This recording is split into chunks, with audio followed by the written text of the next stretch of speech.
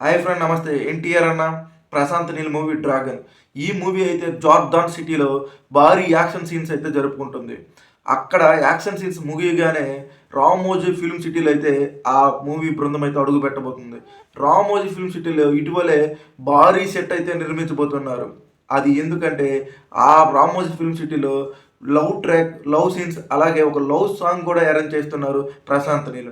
ప్రశాంత్ నీల్ ఇప్పటి వరకు అన్ని మూవీస్ గమనిస్తే ఓన్లీ యాక్షన్స్ అలాగే భారీ ఎలివేషన్స్కే ప్రిఫరెన్స్ ఇచ్చారు కానీ అతని సినిమాలో హీరోయిన్స్ కానీ లవ్ సాంగ్స్ కానీ ఏవి కూడా ప్రాధాన్యత అయితే లేదు. అదే ఫస్ట్ టైం రుక్మిణి వసంత్తో ఈ సినిమాలో మంచి లవ్ సీన్స్ అయితే రాసుకున్నారు.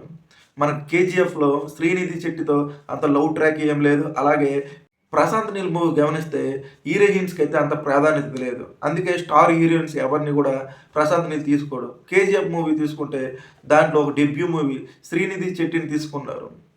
దానిలో కూడా అంత లవ్ సాంగ్స్ కానీ అట్రాక్ట్ సీన్స్ అయితే దాంట్లో కూడా ఏం లేవు. అలాగే సలార్ మూవీ గురించి వస్తే సలార్ మూవీలో శృతి హాసన్ తీసుకున్నారు.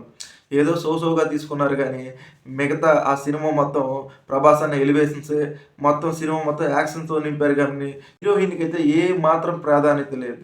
మరి ఈ డ్రాగన్ మూవీలో రుక్మిణి వసంతకి అయితే మంచి ప్రాధాన్యత ఉంది. మంచి లవ్ సాంగ్స్ ఉన్నాయి, మంచి లవ్ ట్రాక్ ఉందని వార్తలు అయితే వినిపిస్తున్నాయి. మరి ఏ విధంగా ప్రశాంత్ నీల్ ప్లాన్ చేస్తాడో చూడాలి.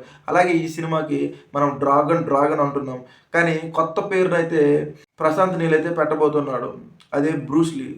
అదేంటి ఆల్రెడీ రామ్ చరణ్ గారి తెలుగు బ్రూస్లీ మూవీ నేమ్ పెట్టేశారు కదా, మళ్ళీ కొత్తగా ట్రై చేయాలి కానీ మళ్ళీ బ్రూస్లీ అని పెట్టడం ఏంటని అందరికీ సందేహాలు కలుగుతున్నాయి. మరి వీటన్నిటికీ మే 19న అయితే అందరికీ క్లారిటీ ఇస్తాడు ప్రశాంత్ నీల్.